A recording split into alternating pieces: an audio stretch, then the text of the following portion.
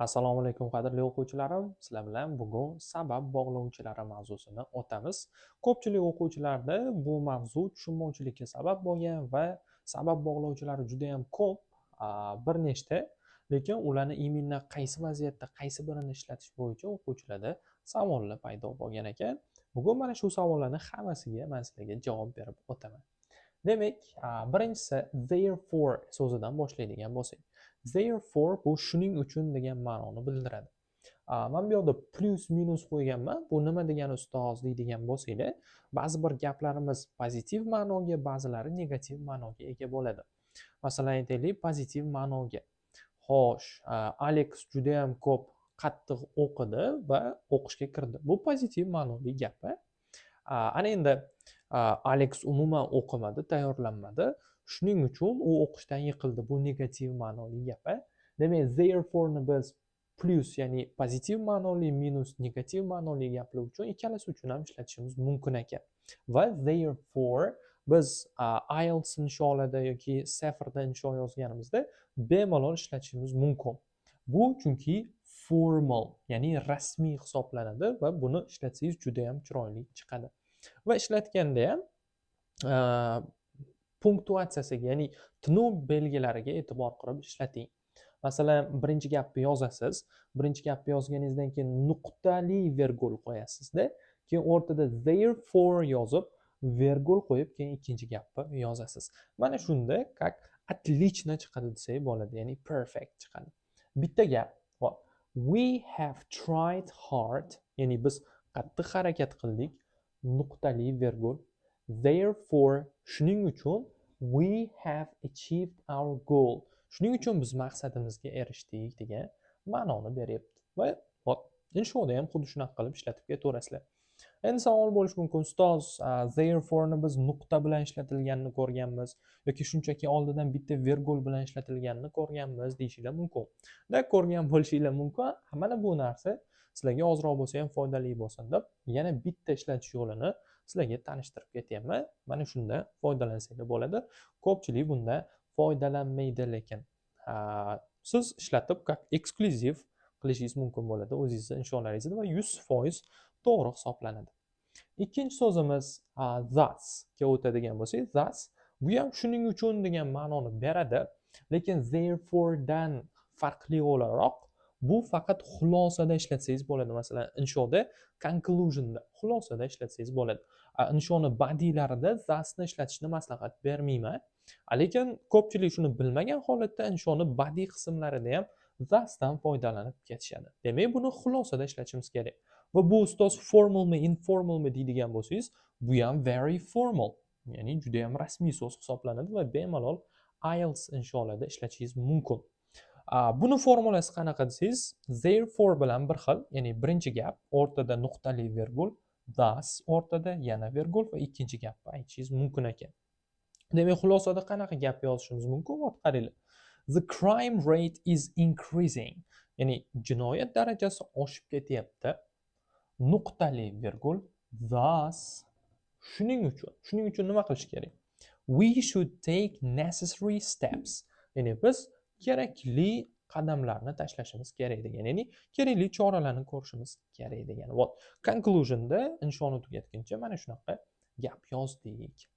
Ana endi keyingisi consequently degan so'z bor. Consequently ni o'zi ikki xil o'qish mumkin. Masalan, consequently desa bo'ladi yoki consequently desa ham bo'ladi. Ikkala o'qilishi ham to'g'ri. Ana endi consequently da men bu yerda minus qo'yganman. Minus degani ko'pincha negativ ma'noli gaplar uchun ishlatiladi. Boya misol keltirdim-ku. Alex umuman o'qimadi, shuning uchun o'qishga kira olmadi. Ya'ni faqat negativ ma'noda ishlatsa bo'ladi va oqibatida degan ma'noni beradi. Bu o'zbek tilida nimadir yomon narsa bo'ldi, buni oqibatida boshqa bir yomon narsa bo'ldi desak bo'ladi. Keltirgan gapimga qarang. Millions of people move to cities every year. Ya'ni har yili millionlab odamlar shaharga ko'chib ketishadi. Nuqtali vergul ko'ryapsizmi? Bu yoqda ham nuqtali vergul bilan ishlatsa bo'lar ekan. Demak, bu yoqda nuqtali vergul qo'ydik. Consequently, ya'ni odamlar shaharga ko'chib ketyapti har yili. Consequently, natijada, oqibatida traffic is increasing. Ya'ni yo'llardagi tirbandlik ko'payib ketyapti degan ma'noda. Demak, bu yoqda negativ ma'no berilyapti. Xo'p, shunaqa qilib, therefore, thus, consequently bilan tanishib oldik. Bularni hammasini o'zini o'rnida ishlating. Ana endi as a resultga o'tishdan oldin mana bu so'z ustoz buni formalmi, formal emasmi aytmadingiz-ku deyishingiz mumkin. Consequently ham formal so'z. Demak, mana shu birinchi uchtasi formal ekan, bemalol insholarda ishlatib ketavering. Ana endi as a result ga keldik. As a result degani bu natijada degani. Bu yerda plus ham minus ham qo'yilgan. Demak, siz tushundingiz. Demak, bu yaxshi gaplar uchun ham, yomon gaplar uchun ham ishlatilishi mumkin ekan. Ya'ni yaxshi oqibatlar, yomon oqibatlar uchun ham ishlatilishi mumkin ekan. Ustoz bu formal gapmi, informal gapmi deydigan bo'lsangiz, bu ikkalasiga ham kirib ketaveradi. Ya'ni neutral bo'lgan gap. Ya'ni formal ham bo'la oladi, informal ham bo'la oladi. Joyi kelsa, bemalol ishlatsangiz bo'ladi, xato emas. Va buni ishlatilishiga e'tibor qiling. Bu yoqda birinchi gapdan keyin nuqta kelyapti. Nuqtali vergul emas. Shunisiga e'tibor berasiz. Demak, birinchi gap nuqta as a result vergul, ikkinchi gap davom etar ekan. Buni ko'pchilik ishlatadi. Siz ham ishlatgan bo'lishingiz mumkin, hozir ham ishlatayotgan bo'lishingiz mumkin.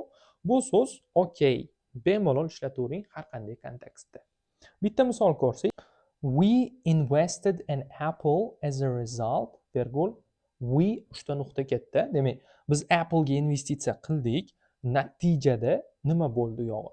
Plus natija bo'lishi ham mumkin, minus natija bo'lishi ham mumkin. As a result, bu kontekstda perfectly mos tushadi. Siz minusli gapirsangiz ham, plusli gapirsangiz ham. Xo'p, ana endi oxirgisi so bilan that's why ga keldik. So bilan that's why bu ikkalasi o'rtoq desak bo'ladi. Negaki ikkalasi ham informal hisoblanadi, ya'ni norasmiy. Ko'proq spoken English, ya'ni og'zaki nutqda foydalaniladi. Misol keltiraman. I've been learning English for a lot of years. That's why I can speak English fluently. Ya'ni ingliz tilini ko'p yillardan beri o'rganyapman. Shuning uchun men unda ravon gapira olaman degan misol masalan. Ya'ni gapirib ko'rsatdim. Yozmasini ham ko'rishingiz mumkin. It's cold, ya'ni sovuq havo. So, shuning uchun I put on my jacket. Ya'ni men kurtkamni kiyib oldim degan ma'noni bildiryapti. Xo'sh, demak, mana bu oxirgisi informal so bilan that's why bularni insholarda iloji boricha ishlatmang. As a result bu neutral, ya'ni neutral. Informal joyda ham ketaveradi, formal joyda ham ketaveradi. Menga 100% formal kerak deydigan bo'lsangiz, consequently, thus va therefore dan foydalanishingiz mumkin ekan. Va bularni har bittasini bir-biridan farqini bugungi darsda ko'rib chiqdik. Bo'ldimi ustoz, boshqa yo'qmi deydigan bo'lsangiz, sizga bitta inshoda bemalol yetib beradi bular. Mayli qo'ymadingiz, yana bitta bonus qo'shib beradigan bo'lsam siz uchun ot qarang.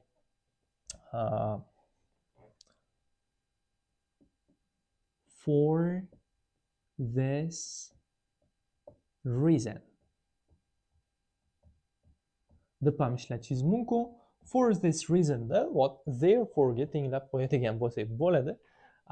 Bu ham formal hisoblanadi. Ya'ni shu sababli degan ma'noni bildiradi for this reason ham. Faqat for this reason ko'pincha sababga kattaroq urg'u qaratadi. Ya'ni mana shu sababli shunaqa bo'ldi. Masalan, kimdir birorta yutuqqa erishib qo'ygan bo'lsa, ko'p o'qiganligim sababli shunaqa bo'ldi deb urg'u qaratmoqchi bo'ladi-ku o'zini mehnatiga. O'shanda for this reason bilan berish kerak bo'ladi. Va mana shunchasini bilsangiz, sizga bemalol insho yozishga ham yetadi, gapirishga ham yetadi. Xo'p, demak, bularni hammasi foydali bo'ldi degan umiddaman. Ana endi xuddi shu bilimlarni mustahkamlab olish uchun sizga practice kerak bo'ladi. Practicelarni esa описаниедagi Telegram kanalimdan topishingiz mumkin. Описаниеda linkni bosing, Telegram kanalimga o'ting va shu ma'lumotlarni mustahkamlash uchun mashq qilib bajaring. Sizlar bilan Teacher Mobur bo'ldi. Keyingi darsimizda ko'rishguncha.